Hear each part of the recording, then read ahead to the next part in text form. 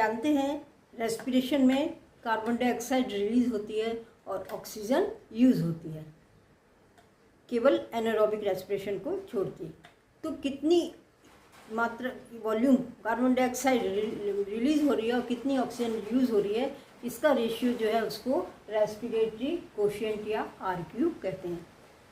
तो RQ is equal to हो जाएगा volume of carbon dioxide evolve over volume of oxygen consume. और ये RQ की वैल्यू डिपेंड करती है कि रेस्पिरेशन में कौन सा सबस्ट्रेट यूज़ हो रहा है। हम जानते हैं ज़्यादातर ग्लूकोज होता है, लेकिन कोई भी कार्बोहाइड्रेट हो सकता है, प्रोटीन हो सकता है, फैट हो सकता है, एसिड्स हो सकते हैं। तो ये इस पर डिपेंड करेगी इसकी वैल्यू कि कौन सा कंपाउंड एज सबस्ट्रेट यूज़ हो रहा है रेस्पिरेशन में। जैसे कार्बोहाइड्रेट के लिए RQ की वैल्यू ज़्यादातर 1 होती है। हम यहाँ पे एग्जांपल लेते हैं ग्लूकोज का, C6H12O6 plus O2 gives CO2 plus H2O plus energy. यदि हम बैलेंस करें तो यहाँ पर ये 6 आता है, यहाँ पर भी 6 आता है। तो हम जानते हैं कि मोल्स और वॉल्यूम डायरेक्टली रिलेटेड होते हैं। तो यहाँ पे RQ कैलकुलेट करेंगे तो 6CO2/6 O2 मीन्स 1। तो कार्बोहाइड्रेट के लिए ज़्यादातर RQ की वैल्यू 1 होती है।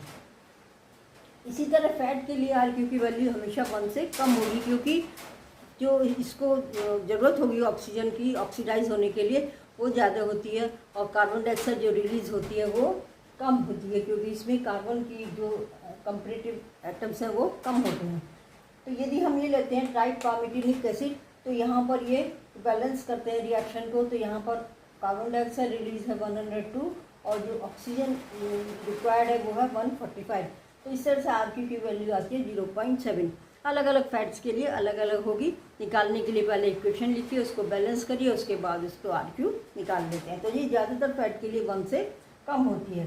प्रोटीन्स के लिए ज़्यादातर 0.9 है, मतलब ये भी 1 से कम होती है, लेकिन ये वेरिएबल होगी कौन सी प्रोटीन आप यूज़ कर रहे हो। फिर ऑर्निक एसिड जो है उनके लिए RQ की वैल्यू ज़्यादातर 1 से ज़्यादा होती है, क्योंकि ऑर्निक एसिड में ऑक्सीजन ज़्यादा होती है, इसलिए उसको ऑक्सीजन की रिक्वायरमेंट कम होती है। कार्बन डाइऑक्साइड जो रिलीज़ होती है वो ज़्यादा होती है और रिक्वायर्ड ऑक्सीजन कम होती है, इसलिए इनके लिए RQ की वैल्यू 1 से ज़्यादा होती है।